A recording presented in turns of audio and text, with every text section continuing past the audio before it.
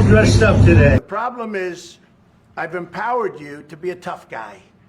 And I don't think you'd be a tough guy without the United States. And your people are very brave. But you're either going to make a deal or we're out. And if we're out, you'll fight it out. I don't think it's going to be pretty, but you'll fight it out. But you don't have the cards. But once we sign that deal, you're in a much better position. But you're not acting at all thankful.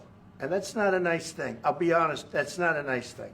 He's not speaking loudly. He's not speaking loudly. Your country's in big trouble. Can I answer? No, you've done a lot of talking. Your country is in big trouble. I know. You're not winning. You're not winning this. You have a damn good chance of coming out okay because of us. Mr. President, we are staying in our country, staying strong from the very beginning of the war. We've been alone, and we are thankful. I said thanks in this cabinet, and not only in this. We gave you, through this stupid president, $350 billion.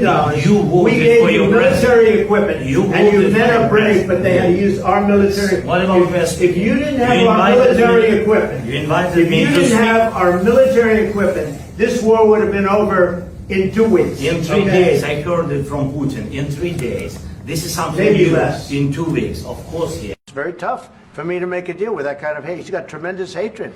I can tell you the other side isn't exactly in love with, him either. Mr. President, with respect, I think it's disrespectful for you to come into the Oval Office and try to litigate this in front of the American media. Right now, you guys are going around and forcing conscripts to the front lines because you have manpower problems. You should be thanking the President for trying to bring an end to this conflict. Have you ever been to Ukraine that you say what problems we have? Count one. I've actually watched and seen the stories, and I know what happens is you bring people, you bring them on a propaganda tour, Mr. President.